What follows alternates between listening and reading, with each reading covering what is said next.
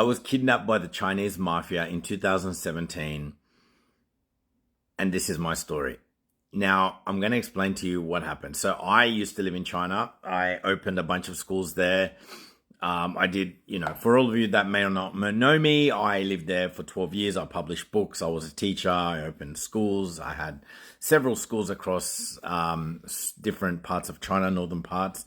And I was very well known because I was big on social media. Now, that being said, one day, I'm married. I've got two kids now. Back then, I only had one. My wife sent me out to go buy lunch. She said, "Go buy some lunch." I said, "Okay," because I just do that, and I'm like that. And I went there, and I went to a shop and bought lunch. And there was a guy next to me, really tall, bold, had a gold chain around his neck, like a really thick gold chain, looking down at me because I'm 183. This guy's like 195. He's tall. He's big, and he's muscular and fat at the same time. And he's looking down at me. He said, "Hey." I look up. "You are David." I said, "Yes, I'm David. Nice to meet you. I like your video." And I was like, "Thank you very much." I was just shitting my pants because I just thought it was just a fan interaction, social media blogger fan, blah, blah, blah. Nothing major. I'm not a movie star. It's just internet. Internet followers come and go, man. Like, you will forget us one day. That's how it works. And so I didn't make a big deal. And he's like, "You come with me dinner tonight." I said, No, I'm fine. Thank you. I have to go home and I need to take this food to my wife. And he's like, No, come. I introduce you to my friend. And he had a weird accent because he's a Mongolian Chinese guy. So it's a cross between Mongolian and Chinese, right?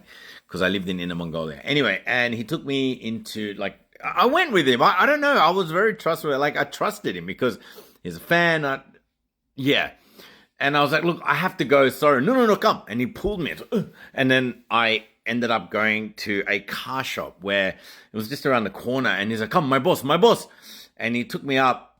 And I was trying to message my wife. And I was like, "Hey, babe, I'm going to be late. Just give me a sec." Anyway, he took me upstairs to this car dealer. And just don't swear at me. I know. Just relax. I was younger. I was an idiot. Okay? Forgive me for that. And there's another guy. He's bold. Everyone's bold. Everyone's got gold chains. Everyone is a Chinese, some Mongolians. And there's one guy sitting at a desk. He looked like Tony Soprano, like the Chinese version of Soprano. Big, broad shoulders. And he's counting money, like a lot of money. Like Chinese money, like renminbi, the red one with Mao Zedong on there. Like he's like... And there's another guy counting with a machine, and there's a bag of shit next to him. I don't know what that is. And I was like, okay, I'm in the wrong place. And this he's speaking in Chinese, and I understood what he said. "Oh, 你看我叫到谁啊？这个不是那个吗？那个网红吗？ Look who I found. This is David. Isn't it that internet celebrity?" And the boss looked, "Oh yeah, 就是他. Hey, 过来. It is him. Come. 来喝酒. Bro, it was 11 a.m. He's asking me to drink baijiu. Now, I'm not a big drinker, but I'm scared. Like, I've been dragged into this place. I could have ran away, but I would have been a pussy. I don't want to be a pussy because I don't want him to go online and say, "This guy's a pussy." So being a pussy is great. Be a pussy, trust me. And then I went there and he gave me a shot of something. I knew what it was. I didn't want to drink it. I just pretended, because drink. 喝吧. 哎呀, 你洋语呢? And then drink. I had one shot, two shots, and then I was like, okay, I'm done. Because I'm not driving. I have to walk back home. I said, "Okay, guys, I'll see you later." 哎呀，没事儿。你干嘛？你今天跟我们一起吃饭呗? He goes, "What are you doing tonight? Drink and eat with us. It's okay." I said in Chinese, "Look, I have to go home. 我要回家，我媳妇儿她在家里等我呢." And I said, my wife's waiting for me at home. He's like, 哎呀，没事儿，你给她打电话. Doesn't matter, just give her a call. 我们合作. 合作 is the magic word for let's cooperate together. Now, an idiot version of me is the one I'm talking about. Now I'm much older, much more mature, much more, let's just say I make better decisions in my life. Back then, when I hear the word 合作, I used to get excited, like, because I'm an entrepreneur. I was like, yeah, shit, this guy's wealthy. Maybe I could do sorry for snorting. And maybe I could do something like, business with him. Oh, yeah. That's the dumb version of me. Don't do that. So I called my wife. I said, "Babe, I'm going to order lunch for you. And and Aria, my eldest, it was super irresponsible. Don't swear at me. And she's like, okay, what's wrong? I said, look, there's this guy who wants to do khizwa. And she's like, okay, go, fine, but don't be late. So I did it. My wife's awesome for that. And so the food I already had, I just left it in the guy's office and put it in the fridge. I never saw that food again, ever. I don't know if they ate it. Probably did. Anyway, and the guy put me in a black car. Now, this car was, I don't remember what car, it was really big back then. It was a German car, probably a Merc or something. Oh, no, it was a Maybach, something like that. Anyway, he took me, he goes, let's go eat. I thought we were going to go to a restaurant, you know? No restaurant. And he asked me for my phone.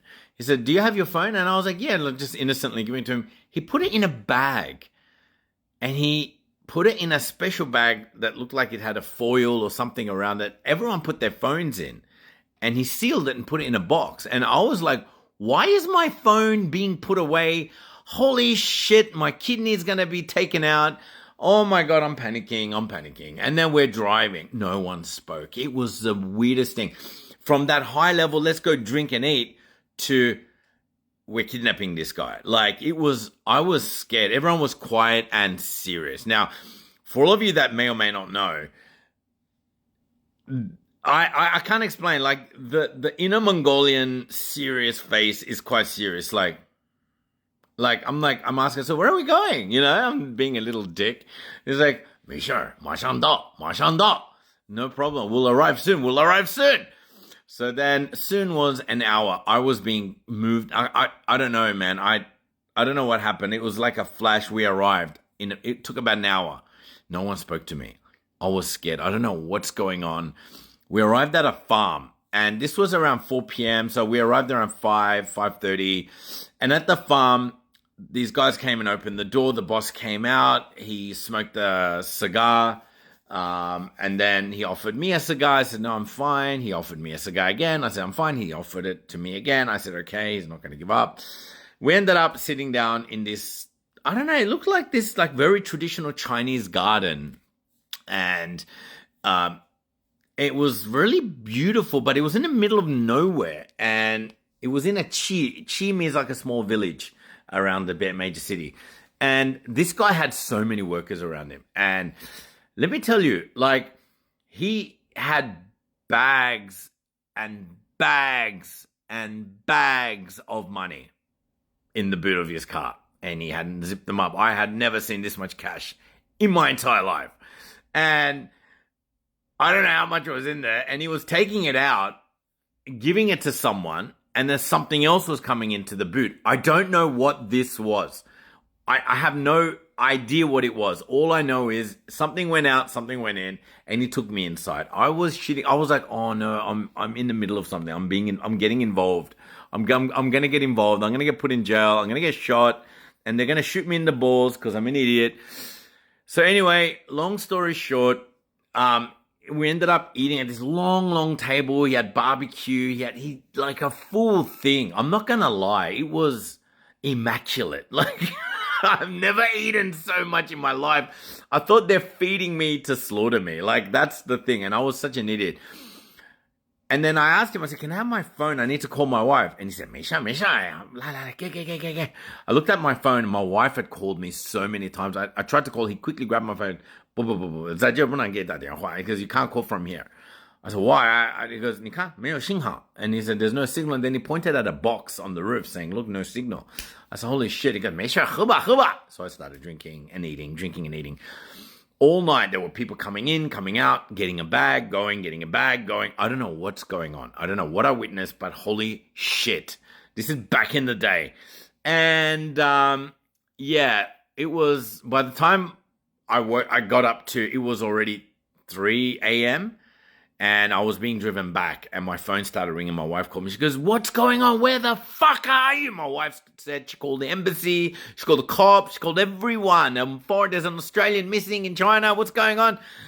I said, it's all right. The guy just took me out to drink. I don't know what's going on. I'll explain to you when I get home. And she's like, you better come home now. I'm like, I'm coming home. And in my entire life, I never felt so stupid. So, yeah, that's my story of being kidnapped. By the way, there was never any cooperation. He just wanted to drink, and I'd never seen him again. And I heard he had gotten arrested a few years later. So, Ugh, sorry for the long story. That's me. Bye, guys.